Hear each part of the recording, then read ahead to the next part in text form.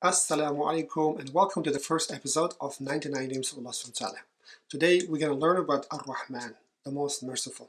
Have you ever felt that you don't feel like and you don't deserve any forgiveness by Allah subhanahu wa ta'ala? Have you ever felt that you did so much there's no turning back?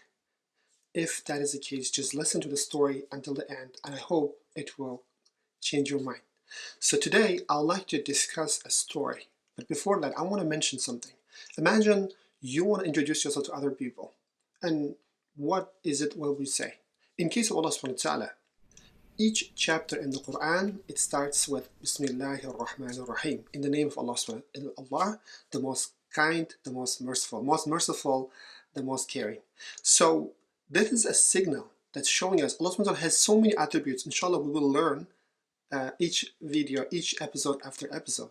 There are some names called majestic, some of the names may not necessarily show mercy, but justice and confirmance. He could have said so many other names, but he chose these two beautiful names, Ar-Rahmaan and Ar-Rahim.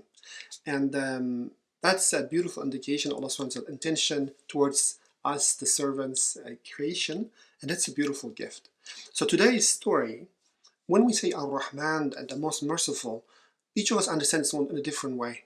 But I want to tell a story and hopefully we all relate to that. And today's story is related to Al-Wahshi. His name is Wahshi, radiallahu anhu, because he was a companion of the Prophet ﷺ. And for those who don't know, let's start the story. Imagine the Battle of Uhud, right? This is where the Muslims lost. Unfortunately, but there is a huge loss to the Muslim community by the death of Hamza radiallahu anhu. And he was he was uncle of the Prophet ﷺ, and he was a brave warrior. And this warrior was killed by someone called Wahshi. And Wahshi was given a task to kill him in exchange for his freedom and then some other material things. And he was very, very skilled thrower of the spear. He had a spear. He was very, very skilled. And in his business, according to his story, he says on that battle, he didn't care about anybody else. He was just coming and waiting for that moment when Hamza was fighting bravely, and he sees and he shots. That he throws his spear. It hits Hamza and it just comes from one end, goes to another end, and he passed away. And such a huge loss for the Muslim community.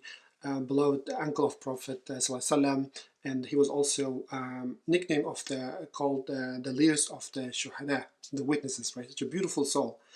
And then Wahshi, because of this, he earns his freedom. He doesn't become a Muslim at this time. Remember, he goes back to Mecca and he lives his life. So Muslims, if you remember, they come and conquer Mecca, so he runs away to another city. And the Muslims keep conquering and he keeps running. And then at even one point he wants to go even further out of that area. Someone tells him, why don't you go to the Muhammad ﷺ and ask for forgiveness, and he forgives. And he thinks about it for a while, and he goes. He goes and he says, I bear witness, Allah subhanahu wa ta'ala is the only God worth worshipping, and you are the messenger. And the Prophet ﷺ recognizes him. He said, are you Wahshi? And he says, yes. And he tell me the story, how you kind of killed Hamza. And he does that and listens very patiently, Prophet ﷺ, and he says, just imagine Prophet ﷺ state, his beloved uncle is been killed in this way. He listens patiently and he says that I think he says something like just stay away. Imagine like huge loss and grief. And Wahshi understands what he did, right? He feels his guilt. And the story of the Wahshi is, I wanted to pay attention. He could have just run away and not even be shown, but according to the story, he actually ends up staying in Medina. And then he begins to take part in the Muslim community. And I think one of the beautiful things about his story is if you remember from the Sirah, the person who claimed to be a prophet is called the Musaylama al-Kazab, right? There was a war, and in that war, Wahshi actually participates, and he says, you know what, I did something so bad. I killed one of the best Muslims, and let me kill also one of the worst people.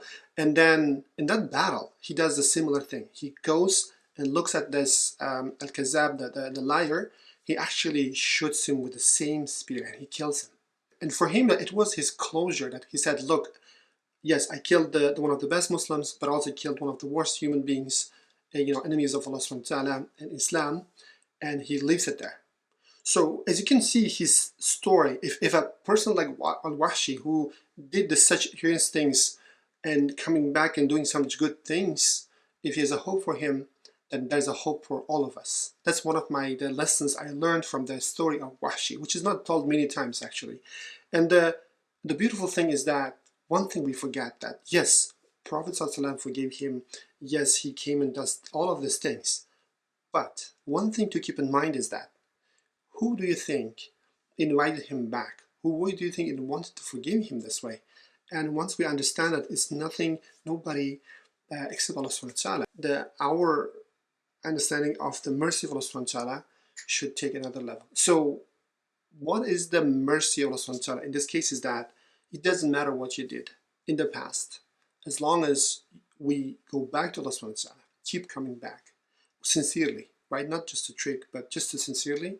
And there's nothing Allah subhanahu wa ta'ala will not forgive, right? As long as we are alive and whatever the mistakes we do, and He is here to forgive. And now I would like to discuss about the little meaning of Ar-Rahmaan. So Rahim, according to the scholars, it has the same root that comes from, it means the womb, right? Mother's womb.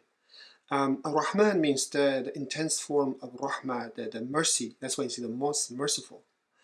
Having said that, there's also comes to one saying into my mind. So both Jannah and Jahannam, both heaven and hell, they are both created for those people who sin. It's not like that heaven is for those who never sin or Jannah is only for people who sin. No, both are created people who sin. Because as humans, we're not perfect, right? We have to admit it, we have to understand that. But only difference is that people who go to Jannah and heaven are those who repent. Compared to those with Jahannam, not only repent, they don't even care. That's the thing. If it's like this relationship between us and Allah subhanahu wa ta'ala. If you don't even care, like why Allah subhanahu wa ta'ala would care? Do you understand? It has to be mutual. It has to start. And but there's one promise from Allah subhanahu wa ta'ala is that the moment you take the first step, and then He takes He runs towards us. So coming back to what we said, that's the meaning of Ar-Rahmaan, and I hope you enjoyed the story, Al-Wahshi. Just remember where it comes from. And the last but not least is that I also want to mention three things. First, if you want to follow us in this thing, if you want to read, we are following the book. I'm going to mention here also in the description. Number two, if you find any other meanings that could benefit people and that this related to this name, please leave a comment and some people might read it and benefit. And inshallah, we both get the reward for that. And the last but not the least, if you are enjoying this, feel free to subscribe so you don't miss the next episode, inshallah. And the next episode is going to be Ar-Rahim. And I will see you there. Assalamu alaikum.